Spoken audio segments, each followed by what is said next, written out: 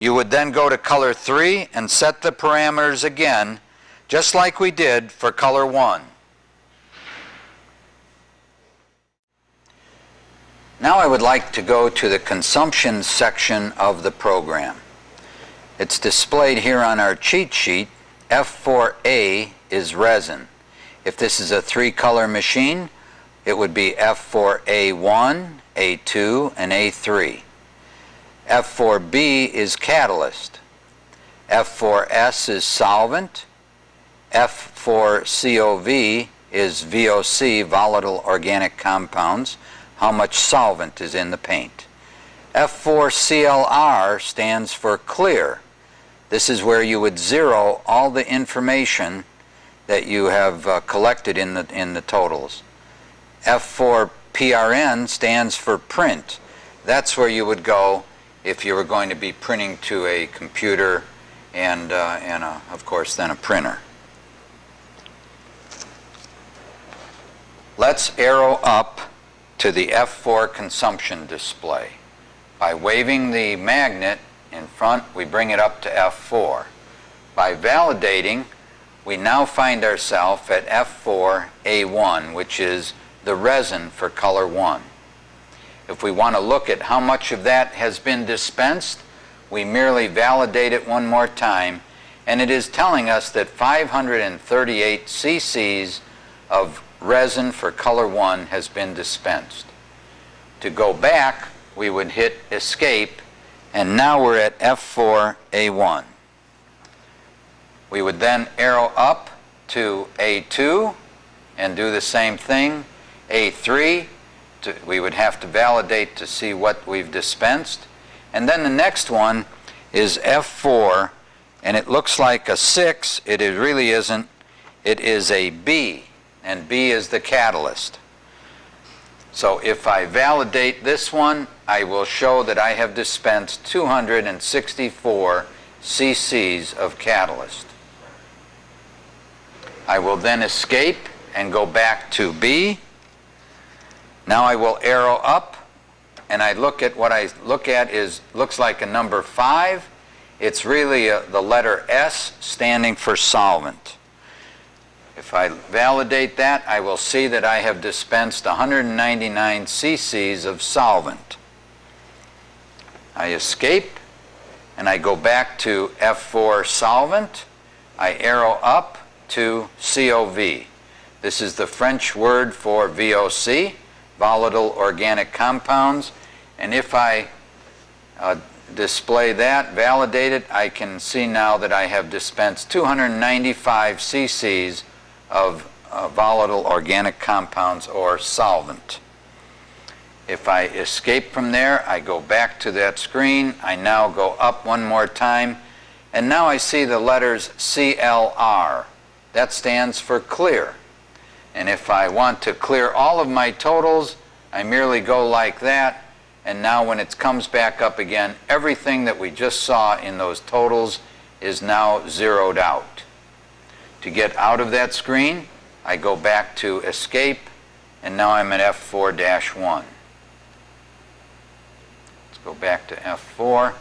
I validate again. I'm back to A1, A2, A3, AB, solvent, VOC, clear, and now I come to F4-PRN.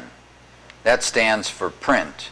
This is the screen you would be in if you wanted to send the information to a PC and of course onto a printer if you wanted to record it for reporting purposes or to track how much material usage you've had during that period of time. Now once I get there, I can merely escape, and I can go back to F4-1. Now by going back to F1, I'm now back into I can go into my production mode now. This numeric display is the pot life alarm. It is expressed in a percentage of time left. If the operator does not spray in the time set in parameter 2, this time will count down and give an audible alarm alerting the operator to dispense material or flush out the system. Right now we are currently at 50% of the time left, 40% of the time left. We have this set up for 1 minute for display here so that we can see exactly what happens when the pot life alarm runs out of time. This would be a condition where maybe someone steps away to use a telephone or something like that, and the hose is laying, the gun is hung up in the spray booth, and now it's going to go into an alarm situation. When this occurs, the operator merely has to swipe the escape and it resets the clock to 90% remaining. At that point, he can then go over and either advance material out of the hose into a dispense bucket, or he could start spraying more parts if he so desires. Obviously, that would be the thing to do.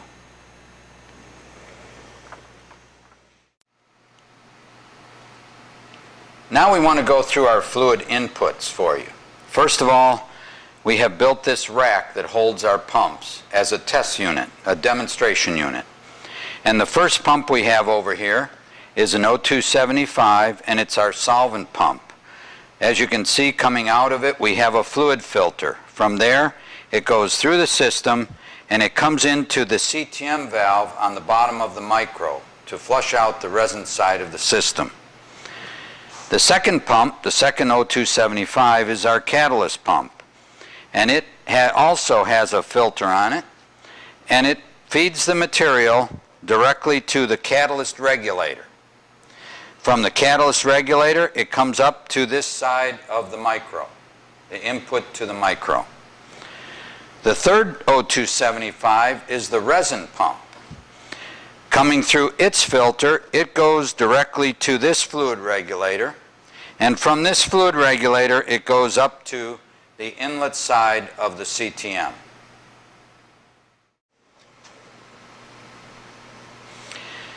The pumps we just showed you supply the inputs to the micro. The input comes from this resin regulator, and it comes out of there and it comes up into the right-hand side of the CTM valve. The solvent pump feeds directly up into the left-hand side of the CTM. So when we select resin, it opens it up and it feeds that material through this side of the system. The catalyst pump delivers the catalyst to this regulator, and it comes out of there and it comes up to this side of the seat of the micro into the system through the catalyst injector valve VP6. Now there's an important thing that you must really understand, and that is we have a constant flow of resin, and then we consistently inject catalyst into that stream of resin. In order to do that, the catalyst pressure must be 10 to 15% higher than the resin pressure. So that's why we have these gauges here, so we can always keep an eye on those regulators so that we know that the catalyst pressure is always 10 to 15% higher.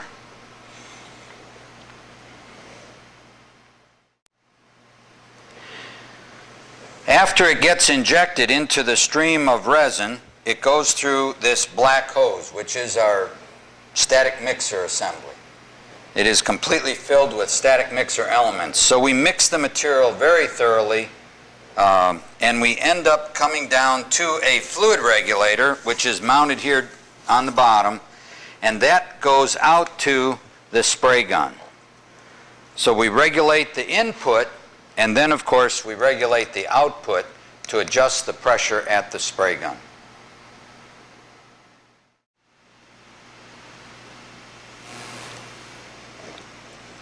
When you're going to start up your micro for the first time, it's advised that you leave the factory settings on the parameters. And what we've done on our system here is that we have set it up with fluid pressure coming in, and we've set the catalyst so that it's about 10 or 15 pounds higher than the resin.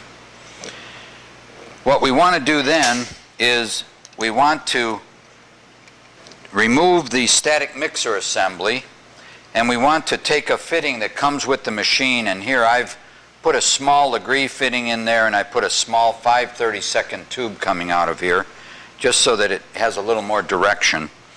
And you screw this onto the fitting coming out of the mixer block. You then take the three-way valve, which is normally in the run position, and put it in the ratio test position. I would then take a bucket, put it up under the machine, and hold it in position. Now right now I have about 60 pounds on the resin and probably about 75 pounds on the catalyst. I'm going to take the magnet, and I'm in F1, which is the production setting, and I'm going to swipe the magnet, and now you can see the material being dispensed. You can also see that we're pretty close to being on ratio. Because I have done this previously and I've kind of filled the system, normally you would have a lot of air in the system and it may fault during this procedure. If it does, merely hit escape to shut it off and then go back to F1 and validate and go back into production. Once you get it cleaned all out, you know that there isn't any dirt in there. You do have your solvent going through there. Now you would be ready to remove the solvent from the system. You've flushed it all out, and then go into the run mode. I would leave it just the way it is, and I would take the same bucket and I would go into the run mode and flush the solvent out until I got resin and catalyst filling the system, and then I would shut it off, hitting escape, of course. And at that point you would remove the fitting here that you've installed temporarily. You would put this handle back into the run mode. You would take the static mixer and hook it back up again. Okay, and now you are ready to go into production through the spray gun. Now we haven't cleaned out the spray gun, but you do still have solvent in the system, so as that goes through, it's going to clean out all the way through the hose and through the spray gun. The resin and the catalyst will push that through. That's the way we would like you to start it up, but now you would be at the point where you would want to go in and put in your parameters for your system and your specifications. I wanted to leave this set up for a minute because I wanted to show you how to do a ratio test. If you wanted to perform a manual ratio test, you could put this fitting back in, remove the static mixer, and of course move the three-way valve to the ratio test position. If you then go to the to validate, you will run and you will dispense into these containers for a little while, and of course on this machine here we are at 1:1, so we can look at the two containers and tell that we are definitely at 1:1.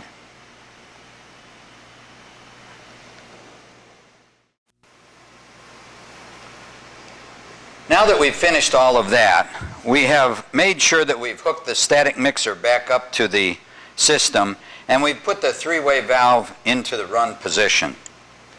Of course, at this point in time, we want to go into production. So we have gone to F1, which is the production mode, and now we're going to swipe the validate, and you can see that we're now counting down and our fill volume is being dispensed. The parameter fill volume will be dispensed to push the solvent out of the hose and bring in good, clean, mixed material. The countdown is counting down. We're 20% of the fill volume, 10% of the fill volume, and now we're at 0, so it's going to stop the circular motion, and now we've gone into production. It is now displaying 100%, which is 1:1 mix ratio, and it may hover slightly around that depending on the delivery, and you'll also notice that VP6 is now opening and closing, injecting catalyst as the resin stream goes through. Once you've got enough material out of there, you can stop at the end of that, audible tone that you heard, and now you're ready to go into production. Now it is the time to flush the system out. This could happen either maybe at lunchtime or when you're ready to go home at the end of the day. You've been spraying all day long, and now what you would do is merely go to the machine and hit escape. This brings you back to F1, but we want to go to F2, which is the menu for flushing. We go to F2, and now we merely validate. We validate a second time. Now the alarm is on, and of course as I dump into the bucket, you'll see we've got it set for only 3 ounces of material for illustration. In your case, you may have it set for 10 or 20 ounces of fluid, depending on the length of the hose and the amount in the system. Now that you've flushed the system out, you're merely ready to go home. All you have to do is shut the machine off, wash the gun off, and you're ready.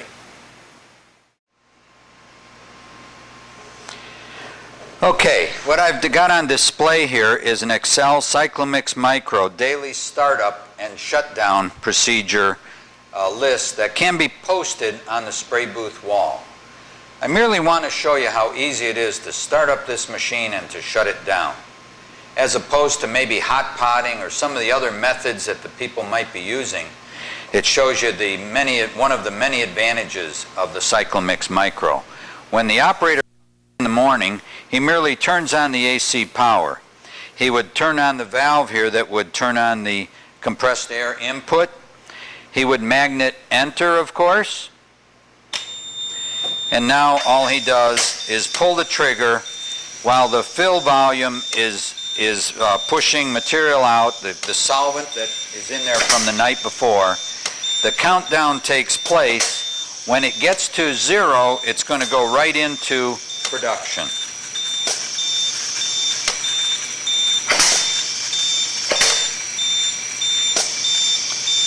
And here we go. You'll notice that the ratio comes up. We're at 100. We're at 98.6. We're at 100. And now it will hover in around 100 to complete the cycle. The operator is now filled the system, and it's ready to go into production. That's how simple it is to start up the system in the morning. It is also very simple at the end of the day. If I follow these instructions, it says to escape, and now we go to F1. Flushing is F2, so the instructions say arrow up to F2.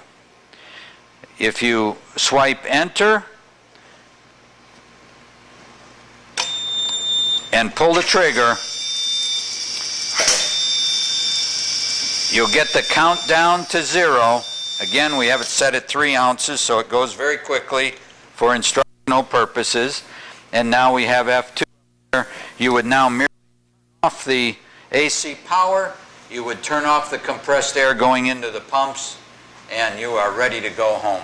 It is that simple to start up in the morning and to shut down in the evening. Now I'd like to show you some of the error message that we could get. The first one I'd like to show you is if you are dusting off a cabinet, perhaps prior to finishing it, you might want to dust it off. I have atomizing air only coming out of the gun. After 6 seconds, we get an error 1. In order to clear the error, we merely validate once, and then to go back into operation, we validate a second time.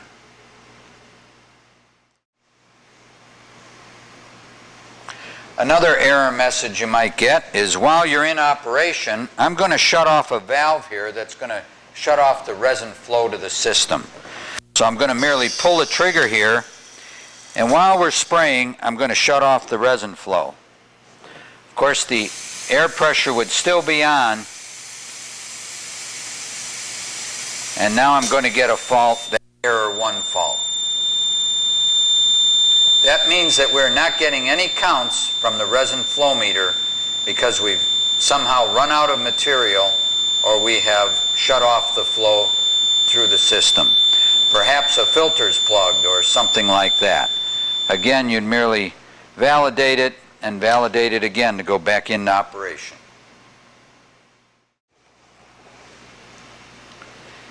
Now we'd like to cover another fault situation where we have the gun spraying and we're spraying into the bucket, and for some reason we have an interruption in the catalyst flow.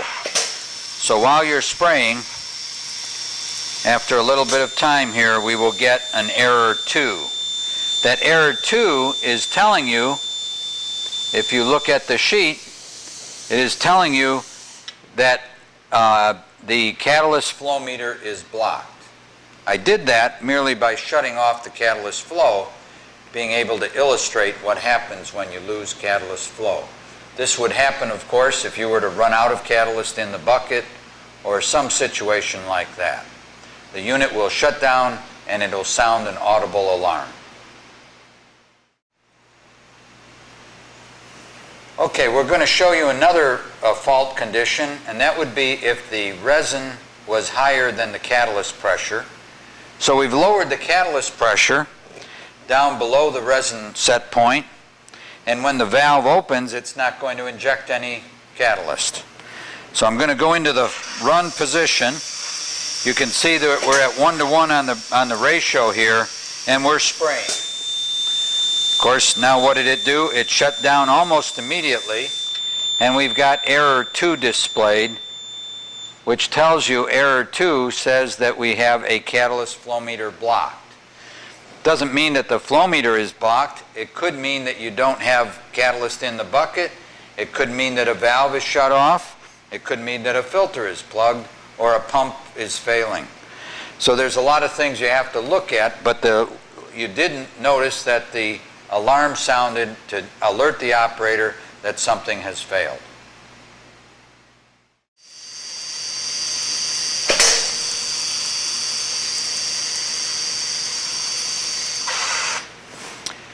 When a problem occurs, you're probably asking yourself, what do I do first? And of course, in my logical troubleshooting procedure, I always stress the fact that you start at the inputs. And the inputs in this case is, of course, do we have electrical power coming to the